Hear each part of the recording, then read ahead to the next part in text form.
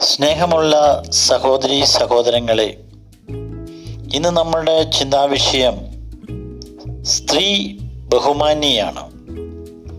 സ്ത്രീ ആരാണെന്ന് ചോദിച്ചാൽ ഞാൻ പറയും, അവൾ മനോജ്ഞ പുഷ്പവും ബഹുമാന്യയുമാണ്. അവളുടെ നിലയിലും വിലയിലും നിൽക്കേണ്ടിടത്ത് നിന്നാൽ മഹാലക്ഷ്മിയായി ലോകം അവളെ ബഹുമാനിക്കും. സ്ത്രീയുടെ നില അഥവാ സ്ഥാനമെന്തെന്ന് എല്ലാവർക്കും അറിയാവുന്നതാണ്.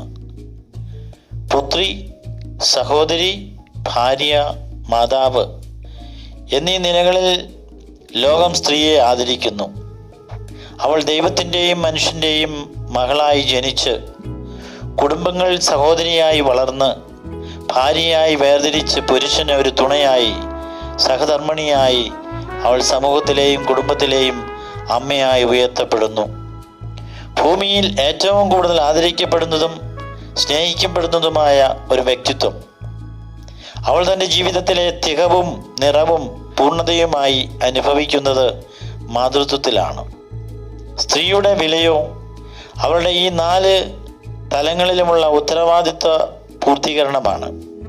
പുത്രിയുടെ നിലയിൽ മാതാപിതാക്കന്മാരെ ശുശ്രൂഷിച്ചും, സഹോദരിയുടെ നിലയിൽ സഹോദരന്മാർക്ക് സ്നേഹവും ലാളനയും നൽകിയും, ഭാര്യയുടെ നിലയിൽ സഹധർമ്മിണിയായി ജീവിതം പങ്കുവെച്ചും, അമ്മയായി കുഞ്ഞുങ്ങൾക്ക് സ്നേഹലാളനകൾ നൽകിയും, യഥാർത്ഥ മാതാവായി എല്ലാവർക്കും എല്ലാമായി ജീവിക്കുന്ന സ്ത്രീ സൗന്ദര്യത്തിൻ്റെ നിറകുടമാണ്.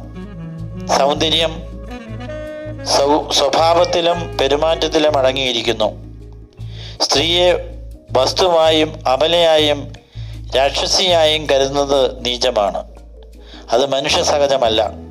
മറിച്ച് അവൾ സുന്ദരിയും സുശീലയുമാണ്. സ്വാർത്ഥത വെടിയൂ, അസൂയ ഉപേക്ഷിക്കൂ, സ്നേഹത്തിൻ്റെയും കാരുണ്യത്തിൻ്റെയും പര്യായമാകൂ. അപ്പോൾ സ്ത്രീക്ക് മനുഷ്യകുലത്തിൻ്റെ മാതാവും ബഹുമാനിയുമാകാം. Thank you.